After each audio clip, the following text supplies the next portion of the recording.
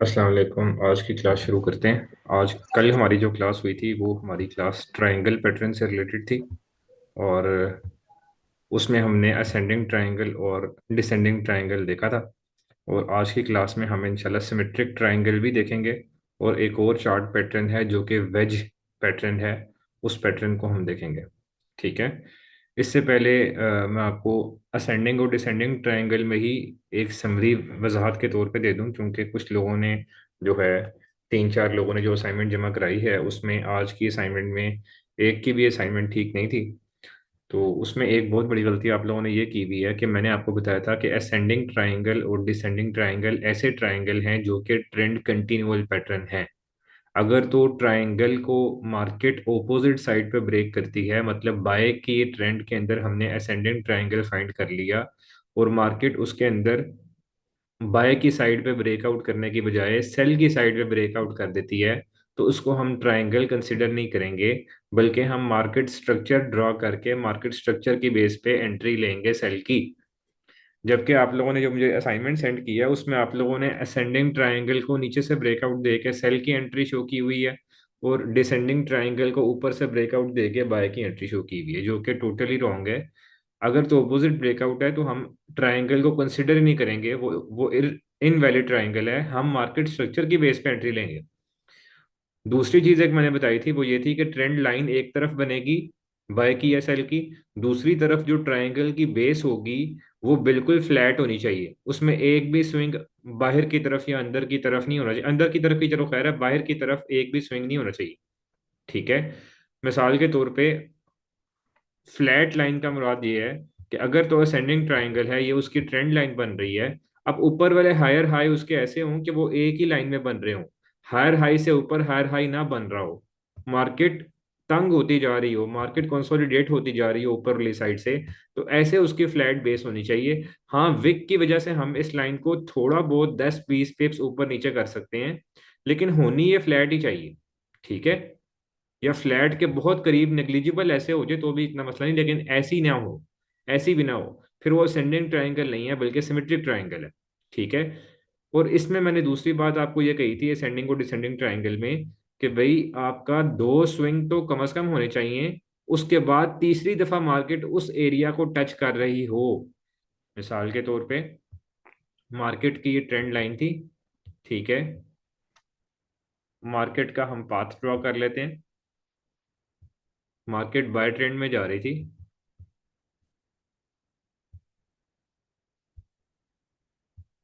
Higher high higher low बना रही थी। अब हमने इसकी, अगर ट्रायंगल बन रहा है तो हमने इसकी बेस देखनी है। तो मार्केट है के हायर हाई एरिया में दो स्विंग तो प्रीवियसली कम से कम ऐसे होने चाहिए जो बराबर हों। ठीक है। मिसाल के तौर पे मार्केट नीचे टच करके अब ऊपर आ रही है, अब यहाँ पे मार्केट कहीं फिर रही है। ठीक है। तो हम इसको, अगर तो प्रीवियसली कम से कम दो स्विंग हैं बराबर, दो बराबर स्विंग हैं प्रीवियसली एक ही लाइन में, फिर तीसरी दफा मार्केट ऊपर आ रही है, हम इसको ट्रायंगल कंसिडर कर सकते हैं।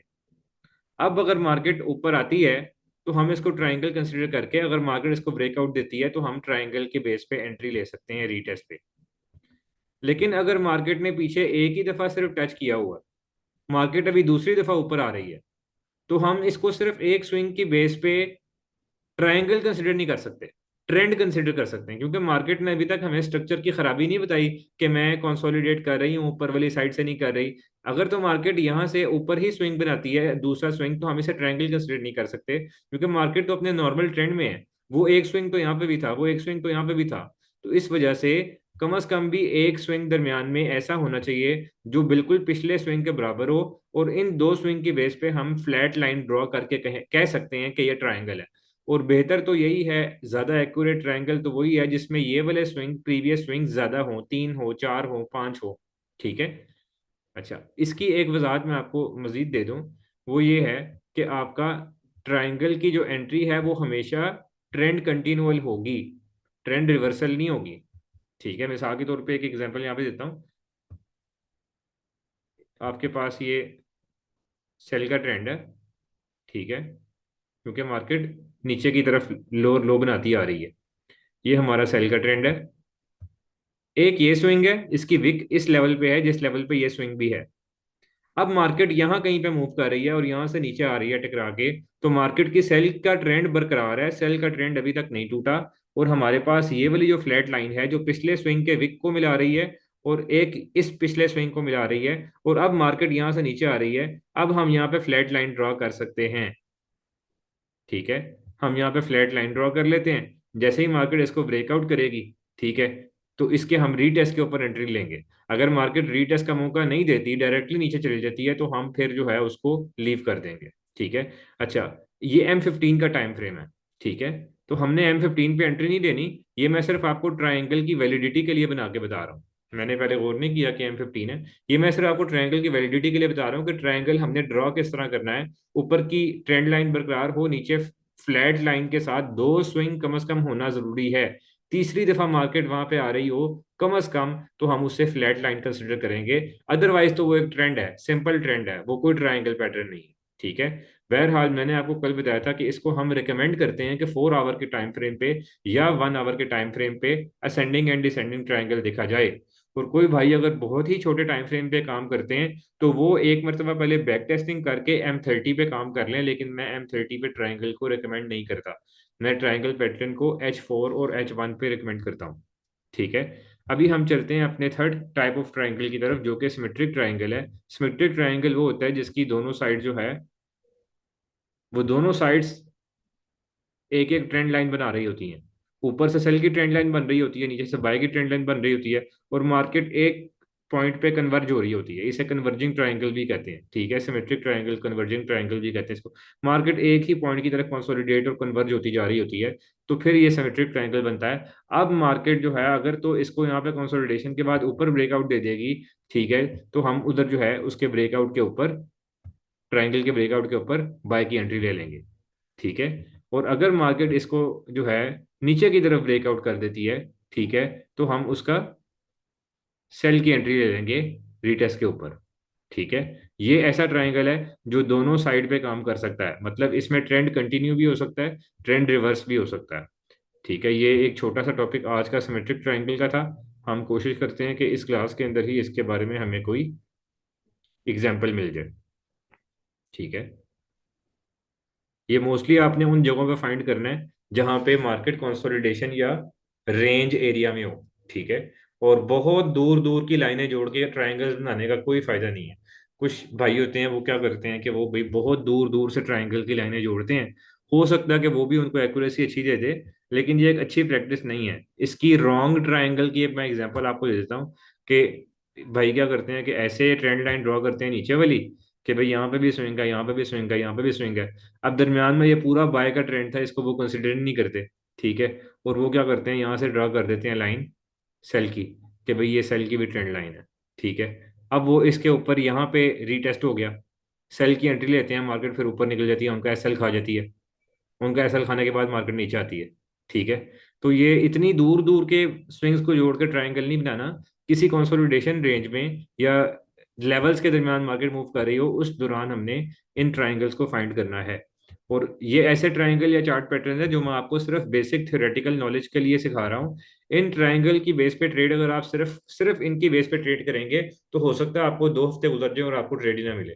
तो ये चार्ट पैटर्न में ट्रायंगल पैटर्न हो गया, वेज पैटर्न हो गया, हेड एंड शोल्डर हो गया, ये आपको रेयरली ट्रेड्स देते हैं, लेकिन बहुत अच्छी ट्रेड्स देते हैं। तो ऐसा नहीं है कि आप सिर्फ इनकी बुनियाद पे बैठे रहें और कोई आप स्ट्रेटजी यूज ना करें। आप डे ट्रेडिंग स्ट्रेटजीज तो कल को हम परसों वाली क्लास से आई थिंक शुरू कर देंगे। तो आप परसों वाली क्लास से जो डे ट्रेडिंग स्ट्रेटजी सीखेंगे, या और कहीं से आप डे ट्रेडिंग स्ट्रेटजी सीखते हैं, उनके ऊपर ट्रेड कर सकते हैं। और सबसे ज्यादा बेनिफिशियल ये है, सबसे ज्यादा प्रॉफिटेबल ये है कि आप डे ट्रेडिंग स्ट्रेटजीज को भी छोड़ें, आप मार्केट स्ट्रक्चर के ऊपर ट्रेड करें, जो मैंने आपको मार्केट स्ट्रक्चर अभी तक सिखा दी है। इस फॉरेक्स की मार्केट की जो माँ है, जो इसकी बुनियाद है, वो मार्केट स्ट्रक्चर है। ठीक है। आप एसएमसी में देखेंगे, आप आईसीटी में देखेंगे, ये दो बहुत बड़ी और बहुत मशहूर टेक्निक्स हैं। एक स्मार्ट मनी कॉन्सेप्ट्स और एक इनर सर्कल ट्रेडिंग। इन दोनों में आप देखेंगे कि इन्होंने जो अपने नए नए कॉन्सेप्ट्स लॉन्च किए हुए हैं, ठीक है, एफवीजी के फेयर वैल्यू गैप हो गया, ऑर्डर ब्लॉक हो गया, ठीक है, बॉस और चोच हो गए, ठीक है, break of structure, change of character. इन सब में भी अगर आप बेसिकली उनका जो कॉन्सेप्ट होगा वो देखेंगे कि वो हमारे मार्केट स्ट्रक्चर के साथ मिल रहा होगा। ठीक है। तो सबसे बेस्ट तो ये है कि आप मार्केट स्ट्रक्चर पे ट्रेड करें। हाँ, ये जो चार्ट पैटर्न सिखाए जाते हैं ट्रायंगल के, वेज के, ये अगर कभी कभी एग्जिस्ट कर जाएं, रेयरली आपको मिल जाएं, तो ये आपकी ट्रेड की कंफर्मेशन के लिए बहुत अच्छी जो है टूल साबित हो सकते हैं। और इनकी बेस पे आपको रेयरली भी ट्रेड मिल जाए तो वो ट्रेड बहुत अच्छी जा सकती है। ठीक है।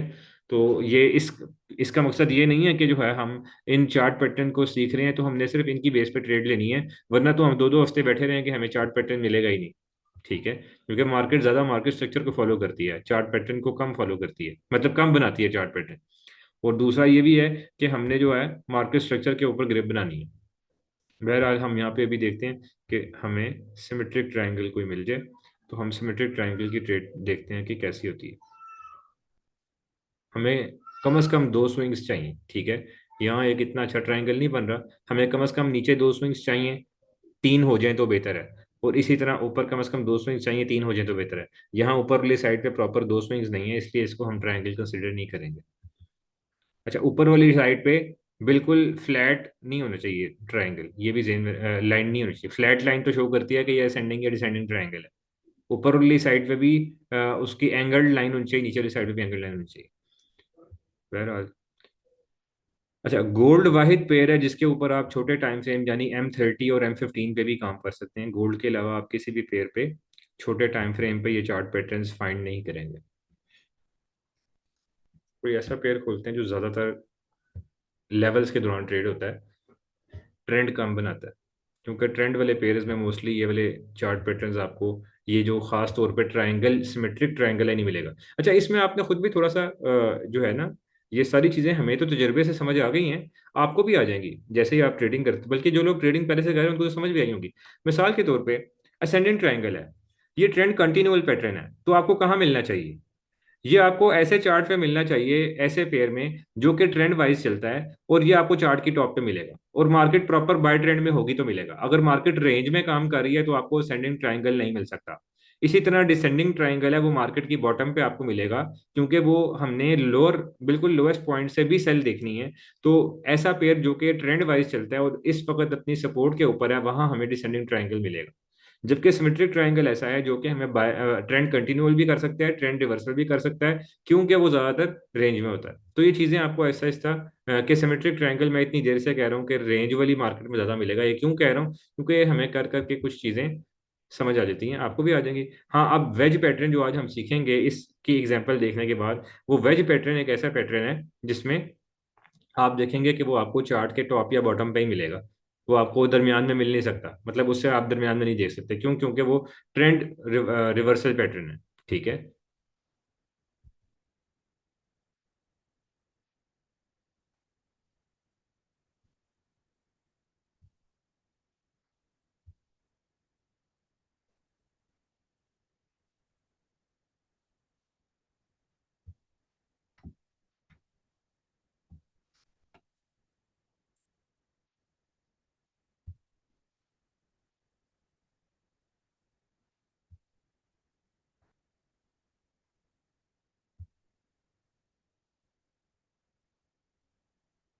अच्छा, दरमियान में किसी का क्वेश्चन हुआ अगर, तो क्योंकि हम चार्ट फाइंड भी कर रहे होते हैं, हमें इसमें भी टाइम लग रहा होता है, तो उसमें आप क्वेश्चन भी टाइप कर सकते हैं, हम साथ साथ उनके आंसर्स भी दे सकते हैं। मैं ये पहले से चार्ट ढूंढ के इसलिए नहीं रखता कि बाद में एक दो दफ़ा मुझे लोगों ने कहा कि यार आप तो अपनी पसंद के चार्ट पे पहले से ड्रॉ करके रखा होता है, मार्केट में ये पैटर्न्स बनते ही नहीं है। तो इस वजह से मैं जो है ये चीज़ें क्लास के दौरान लाइव आपके सामने चार्ट खोल के ढूंढता हूँ। बेशक इसमें हमारा थोड़ा टाइम वेस्ट हो जाता है, लेकिन इससे आप लोगों का कॉन्सेप्ट ज़्यादा क्लियर होता है, मेरे हिसाब से, मेरा ये मानना है।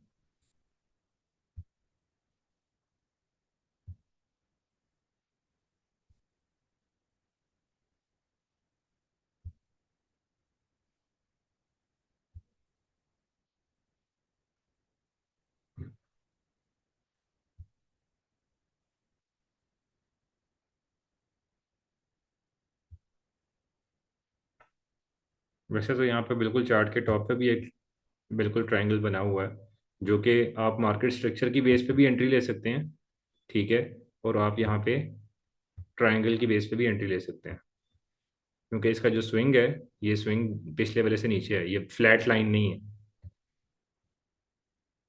तो ये जो ट्रायंगल है ये एक सिमेट्रिक ट्रायंगल है। ठीक है, और इसमें तीन जगह मार्केट टच कर रही है, एक, दो और तीन। अब मार्केट यहाँ पे कंसोलिडेट हुई हुई है, मार्केट कैंडल्स की विक्स भी लंबी बना रही है। ठीक है, हमारा ट्रायंगल हमें बताता है कि अगर इसने ऊपर ब्रेक कर दिया है तो हमारी बाय की एंट्री बन सकती है, अगर नीचे ब्रेक कर दिया तो सेल की एंट्री बन सकती है।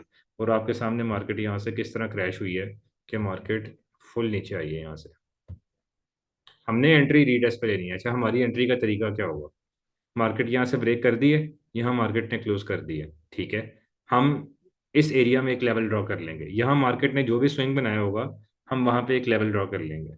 मिसाल के तौर पे हम यहाँ से रेक्टेंगल का एरिया खोलते हैं, हम इस एरिया में जहाँ से ब्रेकआउट हुआ है, ब्रेकआउट वाले एरिया में हम ये जो दरमियान वाला कंसोलिडेशन जोन है इसमें हम इसका लेवल ड्रॉ कर लेंगे। ठीक है, ज़्यादातर ऐसा ही होगा कि पिछला स्विंग भी इसके अंदर कवर हो जाएगा। अब इस लेवल के रीटेस्ट का वेट करेंगे। इस एरिया में तो मार्केट ने सिमेट्रिक ट्रायंगल बहुत अच्छा बनाया लेकिन रीटेस्ट नहीं किया।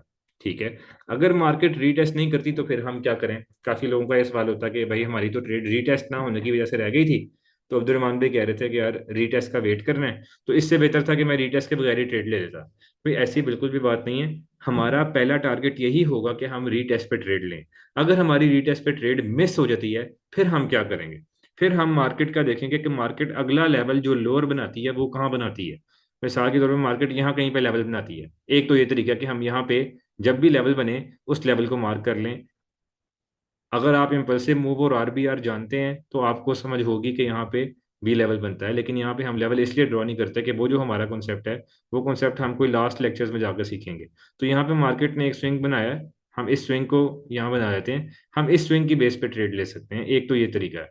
और इसका दूसरा जो बहुत ज़्यादा एफिशिएंट तरीका है, बहुत अच्छा तरीका है, वो ये है कि इस कंसोलिडेशन जोन के दरमियान में जो कंसोलिडेशन जोन था, ये ट्राइंगल था, इसमें जिस हाई से मार्केट नीचे गिरी है, जो प्रीवियस हाई था, उस हाई का जो लो है, मतलब ये जो लो है, उस लोअर एरिया को आप मार्क करेंगे और उस लोअर एरिया के ब्रेकआउट के ऊपर आप ट्रेड ले लेंगे। अच्छा, अब यहाँ पे एक बहुत अच्छी चीज है जो कि समझने की है। मार्केट क्या करती है कि मार्केट ट्रायंगुलर पैटर्न्स को या किसी भी X Y Z chart pattern को ब्रेक करती है। आपने सोचा होता है कि रिटेस्ट पे एंट्री लूंगा, और 70% अच्छे ट्रेडर्स यही सोचते हैं कि हम रिटेस्ट पे एंट्री लेंगे। मार्केट उनको रिटेस्ट का मौका नहीं देती।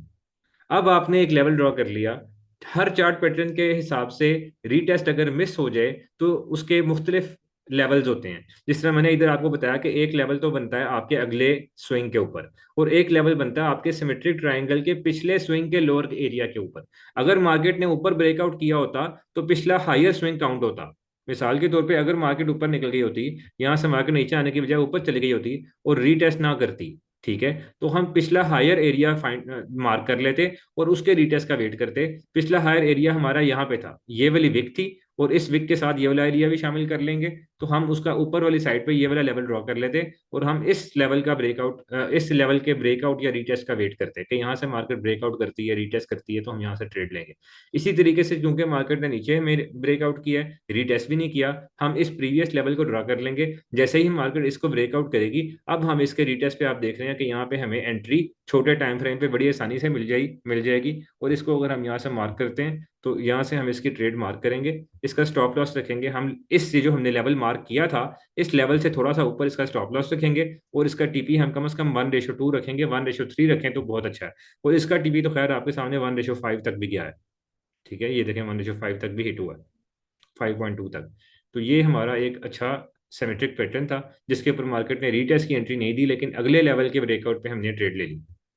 अब हम जो है एक आधा और मजीद 2 मिनट के लिए सिमेट्रिक ट्रायंगल देख लेते हैं, अगर मिलता है तो, अगर नहीं भी मिलता तो होपफुली आप लोगों का कॉन्सेप्ट क्लियर हो गया होगा। क्योंकि क्लास में टाइम कम होता है, हम बहुत ज़्यादा एग्जांपल्स ट्रेडिंग व्यू के ऊपर नहीं देख सकते। मैं आपको कॉन्सेप्ट क्लियर करा देता हूँ, और ट्रेडिंग व्यू पे एक आधी एग्जांपल देख लेते हैं, बाकी एग्जांपल्स आपने असाइनमेंट में करनी होती हैं। तो 1-2 मिनट के लिए मजीद हम कोई ट्रायंगल हमें नज़र आता है तो देख लेते हैं, नहीं नज़र आता तो हम अपने वेज पैटर्न की तरफ मूव करते हैं, क्योंकि हमारा जो ऑलरेडी जो आज का टॉपिक है वो बहुत पीछे रह गया, और आज का टॉपिक हमारा वेज पैटर्न है। अच्छा, यहाँ पे आप देख सकते हैं ये भी एक अच्छा पैटर्न है। आप देख सकते हैं मार्केट कंसोलिडेट भी कर रही है। ये एक स्विंग था, ये दूसरा था, ये तीसरा था, और मार्केट तीसरे पे आप देख रहे हैं कि मार्केट ऊपर से नीचे की तरफ कंसोलिडेट कर रही है। इन तीन स्विंग्स की बेस पे आपने ट्रेंड लाइन ड्रॉ कर दी। ठीक है, ऊपर से आपने एक स्विंग ये है, अगर आप इसको मिस भी करा दें वैसे ये भी स्विंग है। कंसोलिडेशन में इसी तरह के स्विंग्स होते हैं। कंसोलिडेशन में स्विंग तकरीबन बराबर बराबर भी होते हैं। दूसरा ये है, तीसरा ये है, चौथा ये है। इसको आप अगर नहीं भी मानते तो ये दूसरा और तीसरा तो है ही है। तो ये ऊपर की ट्रेंड लाइन हमें शो कर रही है कि ये हमारा ट्राइंगल कंप्लीट है। ठीक है। ये ट्राइंगल इंटरसेक्ट बेशक बहुत आगे जाके भी हो जाए, तो मैंने कल आपको बताया था कि इससे फर्क नहीं पड़ता। मार्केट कंसोलिडेट होती रही, यहाँ पे आके मार्केट ने इस बिग रेड कैंडल के अंदर इसको ब्रेकआउट किया। हमने रीटेस्ट का वेट करना था, मार्केट ने बड़े प्यारे तरीके से इसको रीटेस्ट भी किया। ठीक है। यहाँ पे हम रीटेस्ट के ऊपर कहीं पे भी आपको ट्रेड मिसाल के तौर पे यहाँ पे मिल जाती है, तो हम प्रीवियस हायर एरिया जो ये था हमारा, प्रीवियस हायर एरिया के ऊपर हम लेवल ड्रॉ करेंगे। ये जो हमारा प्रीवियस हायर एरिया था, इसको हम लेवल ड्रॉ कर लेंगे। इस लेवल से हम थोड़ा सा ऊपर स्टॉप लॉस रख देंगे। ठीक है। और हम 1:2 1:3 को अचीव करने की कोशिश करेंगे। 1:2 तो बड़ा इजीली यहाँ पे हिट हुआ। 1:3 यहाँ पे हिट नहीं हुआ। लेकिन 1:2 तक आप, मेरे हिसाब से जो बंदा स्टॉप लॉस और टेक प्रॉफिट को ट्रेल करना जानता है, वो 1:1.5 और 1:2 पे कम से कम भी हाफ बुकिंग कर चुका होगा, और रिमेनिंग हाफ को एसएल एंट्री कर चुका होगा। तो इस ट्रेड में उसको लॉस का कोई चांस नहीं है। और ये बहुत जबरदस्त ट्रेड है सिमेट्रिक ट्रायंगल की बेस पे। वो सिमेट्रिक ट्रायंगल के रूल्स भी पूरे हो रहे हैं इसके ऊपर। तीन स्विंग्स दरमियान में नीचे भी हैं, तीन स्विंग्स ऊपर भी हैं। मार्केट ने ब्रेकआउट के बाद रीटेस्ट भी किया है। ठीक है। हमने प्रीवियस हायर एरिया के ऊपर इसका लेवल ड्रॉ करके इसका हमने ट्रेड ली है। स्टॉप लॉस लेवल के थोड़ा सा ऊपर रखा है। 1:2 का टीपी हिट हुआ।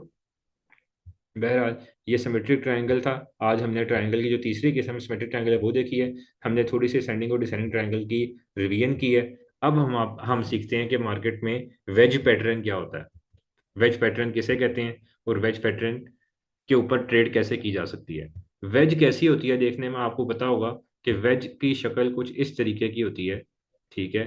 कि उसमें ट्रायंगल, एक ट्रायंगल की ही किस्म होती है वेज भी, लेकिन वेज की शक्ल, तो इसकी इसकी शेप भी उसी तरीके से बनाते हैं जिस तरीके से हमें मार्केट में फाइंड करनी है। वेज की शेप कुछ इस तरह आपको मिलेगी कि मार्केट ट्रेंड लाइन बाय की तरफ जा रही है। मार्केट का जो हायर हाई है, उसकी ट्रेंड लाइन भी बाय की तरफ ही जा रही है, नीचे नहीं आ रही। नीचे आ रही होती तो ऐसे होती, नीचे नहीं आ रही मतलब ट्रायंगल नहीं बना रही। अगर नीचे आती तो ट्रायंगल बनाती, अगर असेंडिंग ट्रायंगल बनाती तो फ्लैट होती। ना तो नीचे की तरफ आएगी, ना फ्लैट होगी, वो भी ऊपर ही जाएगी। लेकिन वो आहिस्ता आहिस्ता अपनी लोअर ट्रेंड लाइन के करीब होती जाएगी, कुछ इस तरीके से। ठीक है। और अगर मार्केट सेल के ट्रेंड में थी, तो मार्केट की ट्रेंड लाइन हम ऊपर से ड्रॉ करते हैं सेल के ट्रेंड में। तो मार्केट ऊपर से नीचे आ रही थी, हर lower high previous lower high से नीचे बन रहा था। लेकिन जो नीचे वाली ट्रेंड लाइन थी, जो लोअर लो की ट्रेंड लाइन थी, वो आ तो नीचे ही रही थी। अगर ऊपर जाती तो ट्रायंगल बन जाता, अगर फ्लैट होती तो फिर भी डिसेंडिंग ट्रायंगल बन जाता। वो ना तो फ्लैट थी, ना तो ऊपर जा रही थी, बल्कि वो नीचे ही आ रही थी। हर लोअर लो पिछले लोअर लो के नीचे बन रहा था। इसका मतलब सेल का ट्रेंड कंप्लीट था, लेकिन वो आहिस्ता आहिस्ता अपने लोअर हाई के एरिया के करीब होती जा रही थी। मार्केट अपने ट्रेंड के अंदर ही थी, लेकिन ट्रेंड के अंदर अंदर मार्केट कंसोलिडेट कर रही थी। इसका यहाँ पे हम पाथ भी ड्रॉ कर लेते हैं। इसमें और ट्रायंगल में जमीन आसमान का फर्क है। ट्रायंगल में दूसरी जो ऑपोजिट साइड है, वो ऑपोजिट डायरेक्शन में होती है या फ्लैट होती है। इसमें ना तो ऑपोजिट डायरेक्शन में ना फ्लैट है, बल्कि उसी डायरेक्शन में है जिस डायरेक्शन में हमारी बेस लाइन है, ट्रेंड लाइन है। लेकिन मार्केट कंसोलिडेट कर रही है। मार्केट हायर लो भी बना रही है, हायर हाई भी बना रही है। प्रीवियस हायर लो से ऊपर हायर लो बन रहा है, प्रीवियस हायर हाई से ऊपर हायर हाई बन रहा है। इस तरीके से मार्केट का ट्रेंड कंप्लीट है। इसको हम ये नहीं कह सकते कि मार्केट ट्रेंड में नहीं है, लेकिन आहिस्ता आहिस्ता इसकी जो ट्रेंड लाइंस हैं, इसका जो प्राइस चैनल है, ये आहिस्ता आहिस्ता तंग होता जा रहा है। ये आहिस्ता आहिस्ता एक कन्वर्जेंस की तरफ जाता जा रहा है। इसको हम कहते हैं कि ये वेज है। ये जो मैंने अभी पाथ ड्रॉ किया है, ये बाय ट्रेंड की वेज है, इसे हम राइजिंग वेज कहते हैं। ठीक है। और ये जो हमारा सेल ट्रेंड है, सेल ट्रेंड की जो वेज होती है, इसको हम फॉलिंग वेज कहते हैं। Rising veg and falling veg, इसमें देखेंगे कि लोअर हाई और लोअर लो पिछले से नीचे बन रहा है। पिछले लोअर हाई से नीचे लोअर हाई है, पिछले लोअर लो से नीचे लोअर लो है। लेकिन मार्केट एक पॉइंट की तरफ कन्वर्ज होती जा रही है। मार्केट का प्राइस चैनल जो है, दो trend line upper and lower जो है, ये एक पॉइंट के ऊपर मीट होने लग गई हैं, करीब होने जा रही हैं, कंसोलिडेट कर रही हैं। अब हम इसे कहेंगे कि ये वेज पैटर्न बन रहा है, ये हमारे पास फॉलिंग वेज है।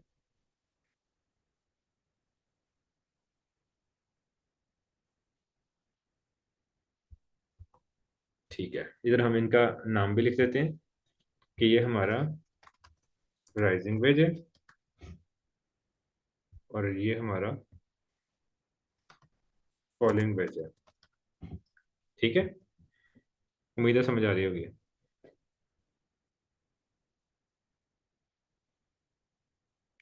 नहीं, सिमेट्रिक फिर भी कल से आसानी से मिल गया। कल आपके सामने जो आपने देखा होगा कि कल असेंडिंग और डिसेंडिंग ट्रायंगल तो हमें मिल भी नहीं रही थी। सिमेट्रिक तो फिर भी आपके सामने दो फौरन मिल गई हैं, सिमेट्रिक ट्रायंगल्स। और अभी अगर आप में क्लास में टाइम बच जाता 5-7 मिनट तो मैं आपको 7-8 सिमेट्रिक ट्रायंगल भी ढूंढ के दिखा दूंगा।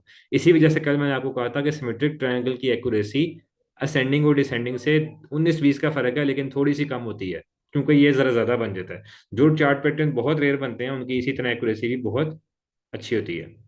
तो ये राइजिंग वेज और फॉलिंग वेज की जो शेप है, इसके मुतालिक मेरा ख्याल है आप लोगों का सवाल क्लियर हो गया होगा। इसमें ना तो फ्लैट लाइन होगी ऑपोजिट साइड की, ना ही ऑपोजिट डायरेक्शन में लाइन होगी। इसमें मार्केट का ट्रेंड प्रॉपरली चल रहा है, लोअर हाई और लोअर लो पिछले से नीचे बन रहे हैं, हायर हाई और हायर लो पिछले से ऊपर बन रहे हैं। लेकिन मार्केट ऊपर की जानिब ही या नीचे की जानिब ही एक पॉइंट की तरफ कन्वर्ज होती जा रही है। इसे हम राइजिंग और फॉलिंग वेज कहते हैं। अच्छा, इसके ऊपर हमने ट्रेड किस तरीके से करनी है भाई? क्या तरीका है इसके ऊपर ट्रेड करने का? इसके ऊपर ट्रेड करने का तरीका ये है कि इसे हमने सिर्फ और सिर्फ ट्रेंड रिवर्सल के लिए यूज करना है। इसमें हमने ट्रेंड कंटिन्यूअल की एंट्री नहीं फाइंड करनी। ठीक है, हम इसको सिर्फ और सिर्फ ट्रेंड रिवर्सल के लिए फाइंड करेंगे, ट्रेंड कंटिन्यूअल की फाइंड नहीं करेंगे। उसकी वजह क्या है कि भी मार्केट में सेलर्स का प्रेशर कम होने की वजह से मार्केट कंसोलिडेट कर रही है, या मार्केट में बायर का प्रेशर कम होने की वजह से मार्केट कंसोलिडेट कर रही है। और ट्रेंड लाइन आहिस्ता आहिस्ता हमें इसके करीब जा रही है कि ये ट्रेंड ब्रेक हो जाएगा। ठीक है, हाँ, अगर इसी एरिया में आपको वेज की जगह ये भी हो सकता है कि ये वाले जो हायर हाइज हैं ये ऊपर ऊपर बनने की जगह एक ही लेवल पे बन जाए। अगर एक लेवल पे बन जाएंगे तो हम इसको वेज कंसिडर करने की बजाय इसको हम असेंडिंग ट्राइंगल कंसिडर कर लेंगे। और उस असेंडिंग ट्राइंगल की जो ऊपर वाला एरिया होगा, अच्छा इसकी, चले आज हम एक कॉन्सेप्ट क्लियर करते हैं यहाँ पे। इसी जगह पे मुझे एक चीज ध्यान में आ गई, मैंने कहा चलो पहले कॉन्सेप्ट क्लियर हो जाए, बाद में हम चार्ट पे भी देख लेंगे कि वेज कहाँ पे बनती है, या हमने ट्रेड बाय की क्यों लेनी है असेंडिंग ट्राइंगल में, जबकि वेज में हम सेल की क्यों ले रहे हैं। एक एक बंदा क्वेश्चन कर सकता है कि वेज के अंदर भी मार्केट कंसोलिडेट कर रही है, जबकि असेंडिंग ट्रायंगल में भी मार्केट कंसोलिडेट करती है। ठीक है, दोनों में बाय का ट्रेंड प्रॉपर होता है, नीचे वाली ट्रेंड लाइन बिल्कुल प्रॉपर होती है, और ऊपर वाली ट्रेंड लाइन ट्रायंगल में फ्लैट होती है, जबकि वेज में राइजिंग होती है। लेकिन मार्केट दोनों में कंसोलिडेट कर रही है। अब असेंडिंग ट्रायंगल में हम बाय की एंट्री फाइंड करते हैं और हम कहते हैं कि इसमें आपने ट्रेंड कंटिन्यूअल देखना है, ट्रेंड रिवर्सल नहीं देखना। जबकि वेज में अब्दुलरहमान भाई कह रहे हैं कि हमने ट्रेंड रिवर्सल देखना है, ट्रेंड कंटिन्यूअल नहीं देखना। तो ये बड़ी कॉन्ट्राडिक्टिंग सी चीज़ है। उसकी वजह ये है कि भाई जब हमारा असेंडिंग ट्रायंगल बन रहा होता है तो उस वक्त हमारे पास जो हायर हाई एरिया बन रहा होता है, उस हायर हाई के अंदर सारे के सारे स्विंग्स बराबर बन रहे होते हैं, इसके ऊपर नहीं बन रहे होते। मैंने आपको बताया था कि ये स्विंग्स बराबर होंगे, ये अगर ऊपर निकल जाएंगे तो हम उससे ट्रायंगल कंसिडर नहीं करेंगे, ये बराबर बन रहे होते हैं। तो मार्केट नीचे से तो ट्रेंड बरकरार रखे हुए है, जो कि हमें शो कर रहा है कि भाई सेल का बाय का ट्रेंड प्रॉपर है। ऊपर से मार्केट ट्रेंड को प्रॉपर नहीं बना रही बल्कि फ्लैट लाइन है, जो कि शो करती है कि मार्केट ने यहाँ पे एक रेजिस्टेंस बना ली है, कि जो एरिया है ये एक रेजिस्टेंस बन गई है, जो कि एक बहुत स्ट्रांग रेजिस्टेंस है। 3-4 जगह मार्केट यहाँ पे मूव कर चुकी है और मार्केट ने इसको ब्रेक नहीं किया। अब हम बाय की एंट्री इसलिए फाइंड करेंगे कि अब जब भी ये रेजिस्टेंस ब्रेक हो गई, जो कि एक बहुत स्ट्रांग रेजिस्टेंस है, तो अब इस रेजिस्टेंस को ब्रेक करके मार्केट काबू नहीं आएगी, मार्केट बिल्कुल तेजी से ऊपर की तरफ जाएगी। इसलिए ये जो रेजिस्टेंस एरिया बन गया है, ये इस चीज को ज्यादा ताकत और कुवत दे रहा है कि इस एरिया की ब्रेकआउट का वेट किया जाए, और इस एरिया के ब्रेकआउट पे जो ट्रेड ली जाएगी वो बहुत जो है प्रॉफिटेबल ट्रेड होगी। ठीक है, जबकि अगर आप देखते हैं कि राइजिंग वेज है, राइजिंग वेज के अंदर हमारे पास इस तरह का रेजिस्टेंस लेवल कोई भी नहीं है। इस हायर हाई से ऊपर से ऊपर अगला हायर हाई है, इससे ऊपर अगला हायर हाई है, तो यहाँ पे लेवल कोई भी ड्रॉ नहीं हो रहा। ये टेढ़ा लेवल ही ड्रॉ होगा, ये लेवल ड्रॉ कोई भी नहीं हो रहा। ठीक है, तो इस वजह से राइजिंग जो वेज है, इसके अंदर हम ट्रेंड कंटिन्यूअल इसलिए फाइंड नहीं करते कि स्ट्रांग लेवल कोई भी यहाँ पे नहीं बन रहा, बस मार्केट कंसोलिडेट कर रही है और अपने बाय के ट्रेंड को आहिस्ता आहिस्ता खराब करती जा रही है। अब मार्केट जैसे ही इस राइजिंग वेज को लोअर साइड पे ब्रेक करेगी तो हम इसके ऊपर ट्रेंड रिवर्सल ट्रेड देखेंगे, और हम यहाँ पे जो है अपना रीटेस्ट के ऊपर एंट्री ले लेंगे। रीटेस्ट में एंट्री लेने का तरीका क्या है कि मिसाल के तौर पे मार्केट का पिछला एरिया ये था, हम इधर एक लेवल ड्रॉ कर लेंगे। पिछला ये एरिया था या ये एरिया था, हम इधर एक लेवल ड्रॉ कर लेंगे। ठीक है। इस लेवल को मार्केट नीचे ब्रेकआउट के बाद क्लोजिंग दे दे, सिर्फ विक ना बने बल्कि क्लोजिंग हो जाए कैंडलस्टिक की। अब क्लोजिंग होने के बाद जैसे ही मार्केट इस लेवल को रीटेस्ट कर लेगी तो हम सेल की ट्रेड ले लेंगे। इसी तरह मिसाल के तौर पे यहाँ पे आ जाते हैं, तो ये मार्केट का वेज था। ठीक है। हम यहाँ पे एक लेवल ड्रॉ कर लेते हैं। ठीक है। मोस्टली लेवल में आप देखेंगे, इस लेवल ड्रॉ करने में आप देखेंगे कि मोस्टली मार्केट पिछले दो एरियाज को लेवल में खा रही होगी। ठीक है। जिस तरह इधर भी आप कह लें कि लेवल में दोनों एरियाज ऑलमोस्ट मौजूद हैं। ठीक है। अब मार्केट जैसे ही इस लेवल को ब्रेक वेज को ब्रेकआउट करने के साथ साथ इस लेवल के ब्रेकआउट पे कैंडल क्लोज कर देगी, सिर्फ विक को हम कंसिडर नहीं करेंगे, यहाँ पे कैंडल क्लोज होनी चाहिए ब्रेकआउट करके, तो हम इसके रीटेस्ट के ऊपर बाय की ट्रेड ले लेंगे और ये हमारी बाय की ट्रेड जाएगी, जो कि ट्रेंड रिवर्सल ट्रेड होगी। वेज को हमने कभी भी ट्रेंड कंटिन्यूअल में नहीं देखना, क्योंकि वहां पे कोई भी स्ट्रांग लेवल अपर साइड या लोअर साइड पे नहीं बन रहा होता। जबकि असेंडिंग और डिसेंडिंग ट्रायंगल में हमने देखा कि ऊपर वाली साइड पे या सेल में नीचे वाली साइड पे एक स्ट्रॉन्ग लेवल बन चुका होता है तीन चार स्विंग्स का, जिसकी वजह से हम उसको ट्रेंड कंटिन्यूअल के लिए यूज करते हैं और वेज को हम ट्रेंड रिवर्सल के लिए, जो है इसको प्रिडिक्शन हम ट्रेंड रिवर्सल की लेते हैं। मिसाल के तौर पे हम इसको यहाँ से छोड़ते हैं। अब हम जो है इसका यहाँ से इसको करके अलाइन, तो हम देखते हैं कि हमारे पास वेज कहाँ पे बन रही है, बन भी रही है यहाँ करीब में कि नहीं बन रही। ठीक है। अच्छा, एक चीज ध्यान में रखें, वेज में ऊपर वाली लाइन और नीचे वाली लाइन जो ट्रेंड लाइन है इसके दरमियान कन्वर्जेंस जरूरी है। ऐसा ना हो कि आप इसको वेज कहें, ये वेज नहीं है भाई। इसमें तो ऊपर वाली ट्रेंड लाइन और नीचे वाली ट्रेंड लाइन में जमीन आसमान का गैप है। ठीक है। पैरेलल है। पैरेलल को चैनल कहते हैं, पैरेलल को वेज नहीं कहते। जो पैरेलल ट्रेंड लाइंस हैं अपर एंड लोअर, ये तो प्राइस चैनल है, ये वेज नहीं है। वेज की शेप कुछ इस तरह होनी चाहिए और इसके अंदर अंदर मार्केट कंसोलिडेट कर रही हो। ठीक है। तो वेज की सबसे पहले शक्ल और उसकी ड्राइंग जो है ये सही होना बहुत जरूरी है। और दूसरी बात जो बहुत जरूरी है वो ये है कि कल की तरह आप गलती ना कर रहे हो। कल मैंने कहा था कि ascending and descending triangle trend continual है, आप लोगों ने फिर भी उसको ट्रेंड रिवर्सल के लिए यूज किया। और आज मैं कह रहा हूँ कि जो वेजेस हैं ये ट्रेंड रिवर्सल हैं, यही ना हो कल को आप ट्रेंड कंटिन्यूअल ट्रेड मुझे भेज रहे हो। ठीक है। मार्केट सेल के ट्रेंड में आपको नजर आ रही है।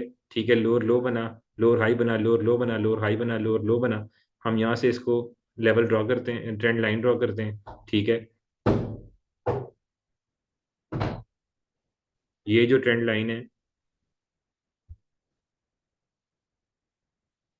ये बहुत दूर जाके मीट होंगी, लेकिन पैरेलल नहीं है एटलीस्ट।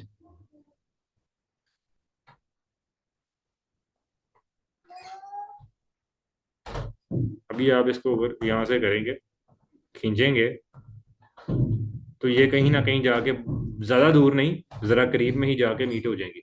आप चार्ट को थोड़ा सा भी अगर जूम आउट करते हैं, इसको आप यहाँ पे ले जाएंगे और आप देख रहे हैं कि आपके सामने वेज पूरा हो रहा है।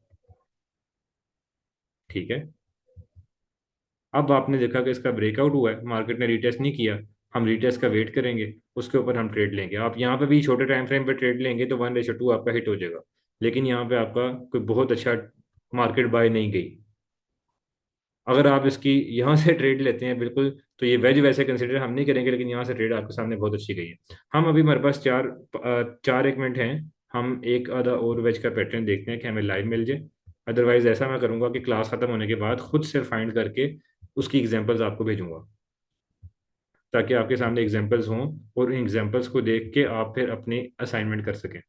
खैर असाइनमेंट सिर्फ आप लोगों की प्रैक्टिस के लिए है, मुझे तो असाइनमेंट चेक करने में उल्टा एक्स्ट्रा टाइम निकालना पड़ता है। मुझे तो कोई शौक नहीं है, मुझे तो ये है कि बस आप लोग बेहतर से बेहतरीन सीख सकें और आपके जो कॉन्सेप्ट्स हम इधर मार्केट, ये देखें कितना खूबसूरत ट्रेंड है, लेकिन यहाँ पे वेज प्रॉपरली नहीं बन रही, प्राइस चैनल बन रहा है, वेज नहीं बन रही।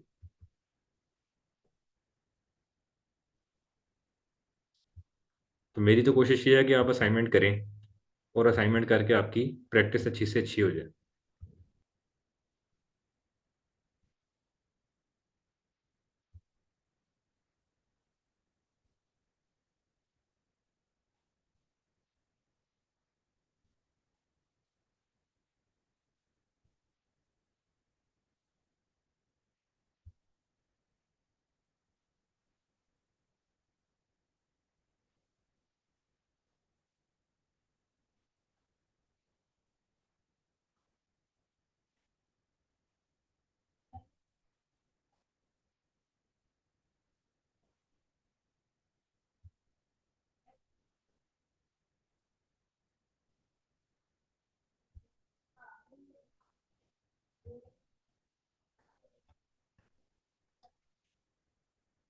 अगर तो हमें आखिरी 2 मिनट जो रह गए हैं इसमें वेज पैटर्न नहीं भी मिलता तो हमारा लेक्चर खत्म है।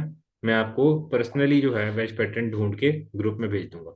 आप इस वक्त आपका कोई भी क्वेश्चन है तो 2 मिनट हैं, आप उसको टाइप कर सकते हैं और हम उस कॉन्सेप्ट को क्लियर कर सकते हैं। अगर हमें वेज पैटर्न मिल गया तो बहुत अच्छा है, अगर ना मिला तो मैं थोड़ा टाइम एक्स्ट्रा लगा के 5-10 मिनट एक्स्ट्रा लगा के वेज पैटर्न ढूंढ के आपको ग्रुप के अंदर भेज दूंगा। एक तो यहाँ पे बहुत बड़ी लेवल की लेकिन वेज बन रही है मार्केट का। जो लॉन्ग टर्म ट्रेंड है वो बाय का है। दरमियान में माइनर स्विंग्स हैं जो कि पिछले हायर हाई से ऊपर नहीं है, लेकिन ओवरऑल अगर आप इसको जूम आउट करेंगे तो मार्केट का ट्रेंड बाय का है। मार्केट की ट्रेंड लाइन नीचे प्रॉपर बाय की बन रही है। यहाँ से देखें पीछे बाय आ रही है मार्केट।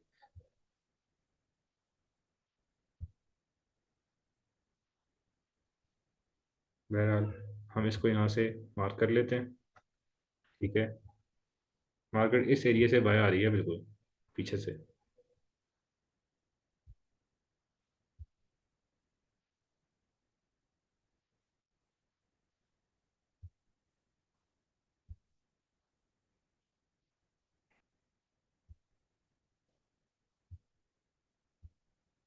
ये बहुत दूर जाके वेज बनेगी, खैर कोई बहुत ज़्यादा एक्यूरेट वेज नहीं है।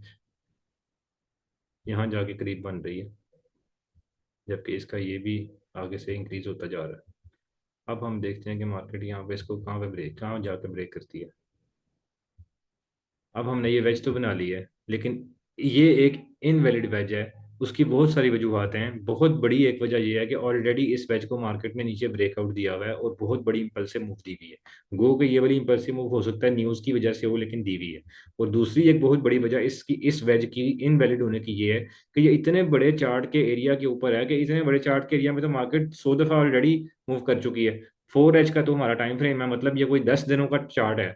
तो इस वजह से इतने लंबे टाइम फ्रेम के ऊपर हम इस तरह की प्रैक्टिस को कंसिडर नहीं करेंगे।